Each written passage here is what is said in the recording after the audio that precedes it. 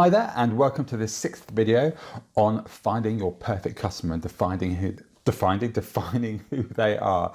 My name is Rob McNichol, and today we're going to go through an example based on what we've covered over the last 3 or 4 videos, where I'm going to talk about how I use this information to hone a message for a potential restaurant in Austin, Texas. Now, in the previous video, I think it was about 8 or 9 videos again, where we're talking about positioning. I created a positioning message for this restaurant. Now, again, as in some of the previous videos, I've got my laptop just down there because I have all my information written down here, and I'm going to glance down to give me the exact messaging because I don't want to kind of ad-lib this, because this was a real exercise in the real world that gave us a very powerful positioning statement that spoke to our ideal customers. So here's what we did. So we knew that our restaurant was French cuisine, and we had already created our opposite statement. So we knew that the people who didn't like the other leading French restaurant in Austin, what they didn't like was they didn't like the fact that it wasn't consistently French food, and they didn't like the fact that the service wasn't amazing. And we identified, therefore, that the key benefits to them would be giving them authentic French food. Weird, that one. And also making sure the service was super attentive and making them feel really special no matter how busy it was. So really countering those 2 key objections. And these, I'm just a quick jump away from this, as well as being marketing statements and actually statements of intent for positioning themselves in the marketplace. Also, they become very, very powerful statements of actually who they are as a business, so mission statements or value statements for their business. Actually, this is who we're going to be, because if you're doing that for your customer, then, and this is what your customer really wants, it becomes a very powerful thing to actually have as your overarching methodology for your business. Anyway, let me jump back in.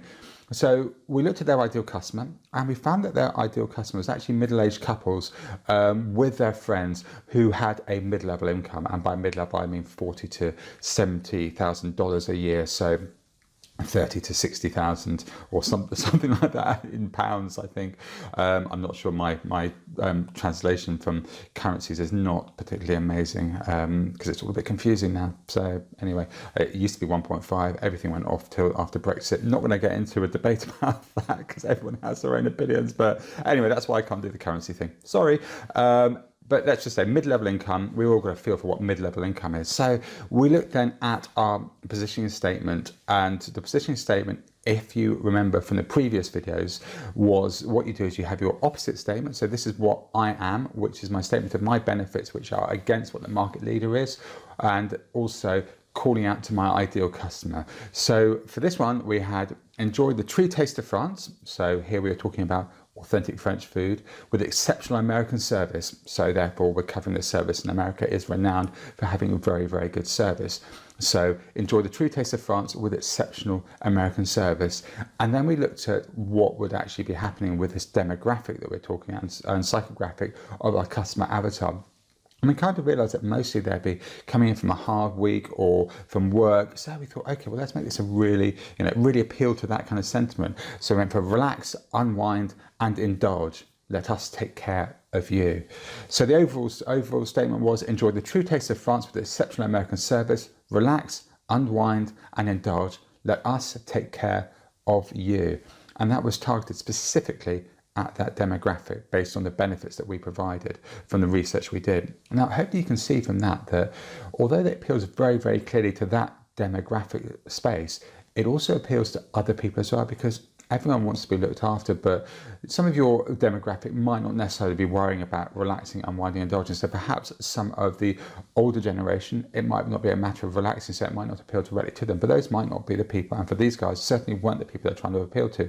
Similarly, it seems like quite a relaxed, again, unwind and indulge atmosphere isn't necessarily appealing to a younger crowd, but there will be a younger crowd for whom that is incredibly attractive. So you will appeal to them as well. But they will be the right kind of people, the people you want to have in your restaurant, or for these guys, certainly in their restaurant, not your restaurant, unless you're running a restaurant who's exactly the same.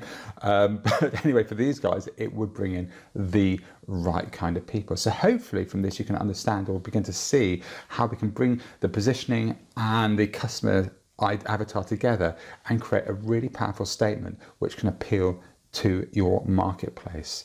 Tomorrow, in the final video of this series, we're going to talk about how you can apply this to your marketing in general. So I'll see you on the next video.